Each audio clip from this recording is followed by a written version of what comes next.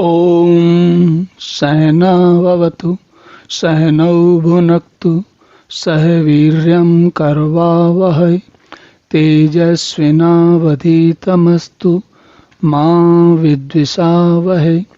ओम शांति शांति शांति। हरि ओम।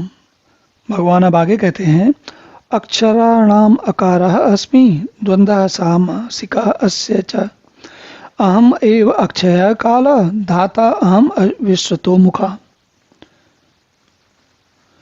तो अक्षरों में आकार हूँ, समासों में द्वंद्व नामक समास हूँ, अक्षय काल अर्थात काल का भी महाकाल हूँ और सब ओर से मुख वाला विराट स्वरूप हूँ, सबका धारण पोषण करने वाला भी मैं ही हूँ।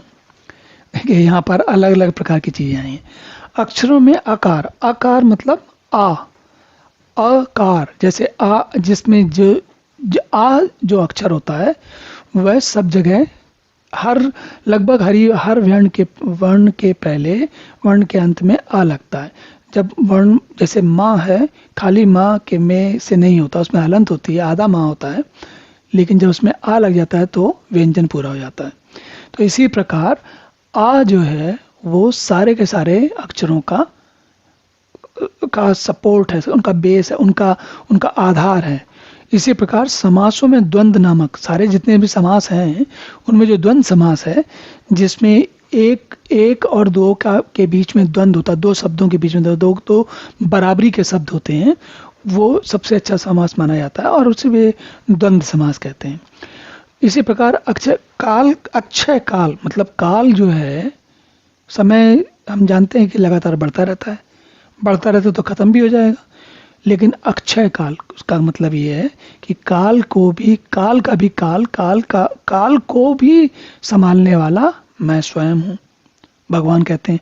और ये उन्होंने पहले भी एक दो बार कहा है कि जब कालातीत जैसे कहते हैं ना, तो उसका मतलब यही होता है काल के भी काल तथा और सभी प्रकार के मुख वाला विराट हर तरीके से सबसे बड़ा होता है। और दाता मतलब जो धारण करता है। धारण करने का मतलब होता है जैसे धरती जो है वो खेतों को धारण करती है। अगर जैसे फल सब्जी वृक्ष या जो भी कोई भी अनाज इत्यादि उपजाने हैं उसके लिए धरती होना आवश्यक है। धरती हमें भी धारण करती है और भोजन को भी धारण करती है। धरती सभी को धारण करने वाली है और केवल धारण ही नहीं करती, पोषण भी करती है। तो भगवान ये कह रहे हैं कि मैं सबका धारण पोषण करने वाला हूँ। हम तो केवल धरती पे देखते हैं, बाकी के ब्रह्मांड का क्या, जो बाकी सबके ब्रह्मांड को संभालने वाले भी भगवान ही है। चलिए आगे देखते हैं। ओम पूर्णमदः पूर्णमिदं पूर्णात् पूर्णमुदच्यते पूर्णस्य पूर्णमादाय पूर्णमेवावशिष्यते। ओम शांति शांति शांति।